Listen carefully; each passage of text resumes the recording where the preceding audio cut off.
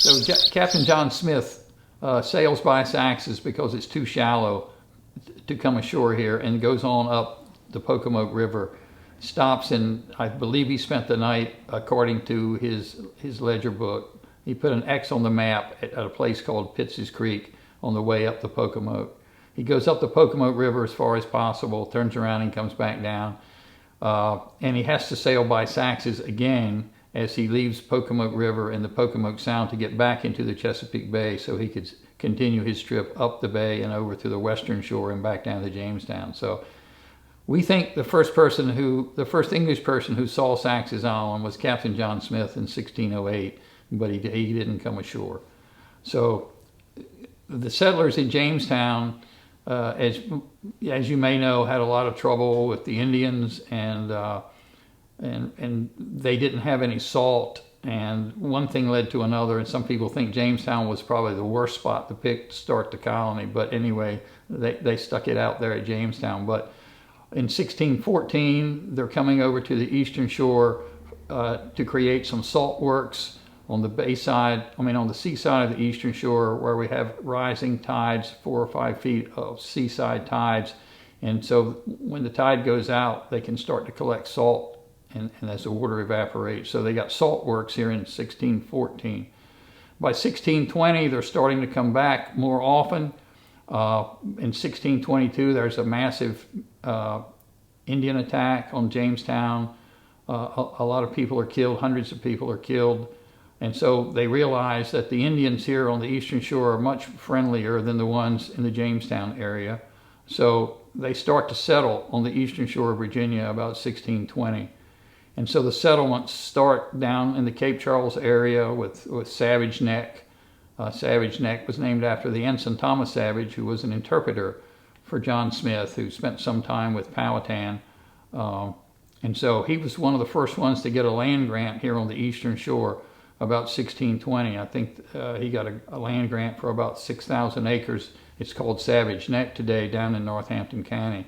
So then as they migrated up the eastern shore, starting in 1620, just so they would patent more land from the colony, who, by the way, was giving them 50 acres for every person they could transport into the colony. So it was a good way to get the folks to settle in Virginia, come from England to Virginia. And so they started patenting the land down in Cape Charles, and they worked their way north up the eastern shore. And so by 1666, they're finally up into the Saxis area here. So in 1666, a guy named Robert Sykes, S-I-K-E-S, patents the north end of the island, 150 acres, and it's called Sykes, S-I-K-E-S, Sykes's Island. Now, it's not technically an island. It's only surrounded by water on 2.5 to 3.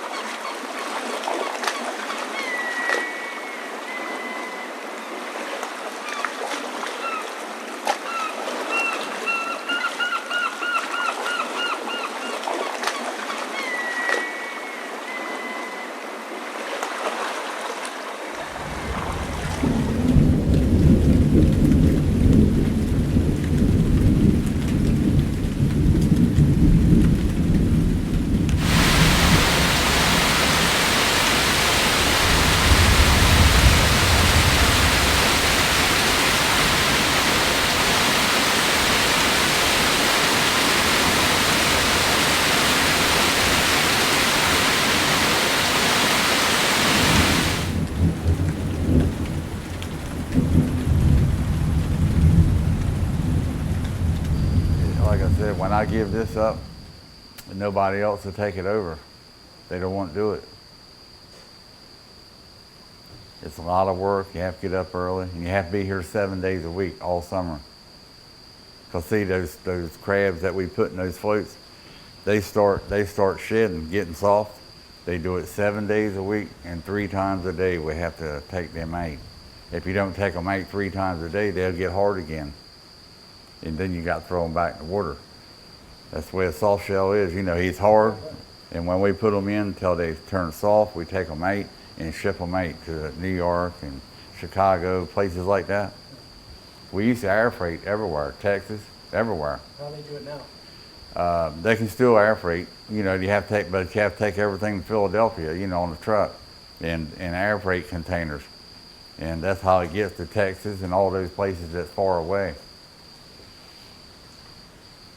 This company was real big a few years ago, but like I told you, since all the old timers have died, it's disappearing. Nobody wants to do it anymore. What do you mean I was one of the old crabbers? Well, you're one of the retired crabbers. I told him about, you know, the young ones ain't been enjoying it no more. Since Can't do it because of the law. Yeah. That's the main thing to talk about. Yeah. Johnny, I caught one little catfish yesterday. That all? In pickers. A lot of them. God. What are they, them little hardheads and stuff? I guess I never caught any one of them, but as soon as they hit the water. Pick. Yeah, that's what it is. There. Well, he's eight. Yeah. So I mean, I bought the Yeah. Donald Trump. Oh, Trump, yeah. There's something to it. What kind of boat are you still using? Have you gone down to a smaller boat, or you still have the same kind of boat? Who, him? Yeah. He's retired now. Oh, you don't do anymore? No, no Don't more. do it no more. I can't hardly walk. Had a stroke and a heart attack right there the same morning while I was crabbing. Yeah, like I say, these soft crabs that come out of here, they go all over the country, everywhere. Chicago, all those places get them. Now the hard shells we sell local, you know, to the campgrounds and places like that. I heard it weren't none. I heard it weren't none. No. So, I started like 2:30, you know. how are they getting the soft crabs? In the traps? Yeah. They'll catch the peeler crab. They're hard. They'll catch them in the crab pots.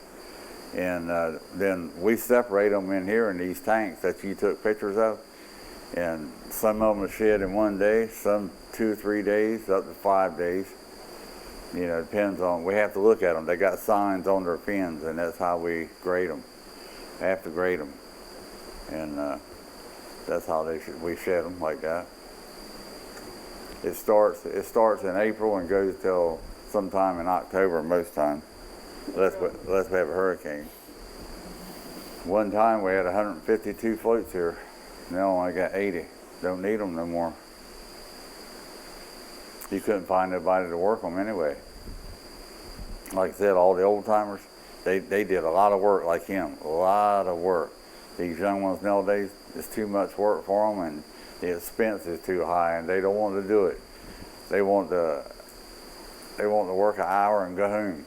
That's all they want to do. I got 2 or 3 here like that. Too much, bro. They come in for an hour and make 25 hours, and then they come 3 times a day. That's all they want. They don't want no more than that. And they don't want to learn how to do it all. Yeah. Hell yeah. I mean, you know, you don't want to believe that. No, I know. But I do. It looks that you way got- anyway. I mean, it was so messed up that, you know. Yeah, I mean, that was, if you That talk, when green you're, lady, I know what she was going to say. Yeah. but when you're talking about Secret Service and all, that was an amateur job. Oh, yeah. You know. If I was a Secret Service, I'd be so ashamed. Well, they were. They said Yeah. they were. Yeah. You know, but it weren't them. I mean, you have to do what the boss says. You know. Yeah. If you have one of them homeless people, Where'd Donnie go? I don't know. I ain't seen him. he rode around the harbor, you did, he No, he just went didn't. by. There's his truck right there. His part right there. Probably on the phone with somebody. Jim called and told him time to be jumping up and down. It's cold, you know. 10. Is it 10? Yeah. I ain't seen it in a long time. Yeah, they had the home run derby last Friday. I was investigating. You were up the tree. I know where you were. Private eye now, are you? Yeah, I got Get it. a couple coffees. Going to blackmail? Went to blackmail now, huh? The roads are taking eight. Hey, look at them two good-looking men on that sofa. Alvin said they were down babies. They're studs back Tell them I had, there. thank you for the things.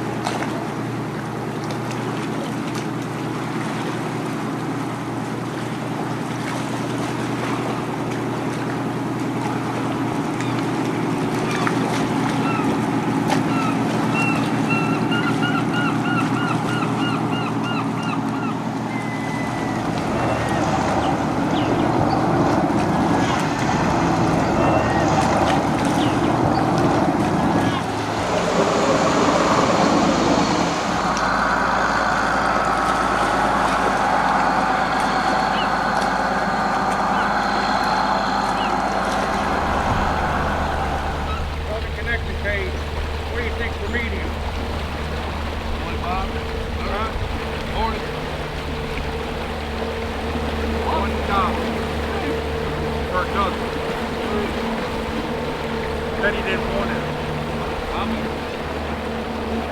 And those guys that don't chance, bring their stills in there.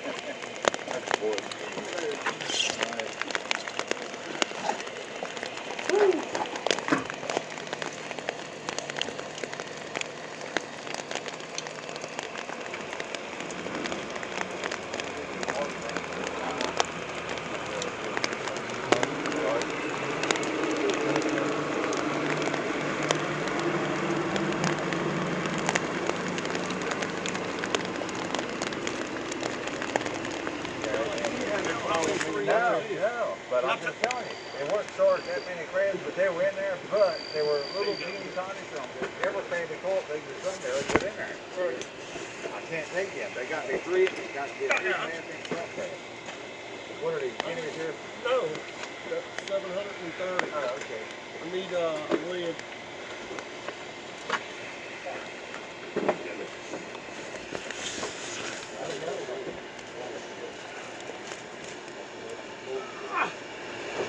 Yeah. That's all right. Go along. Sorry. That's all right. Go along. Jimmy. Jimmy.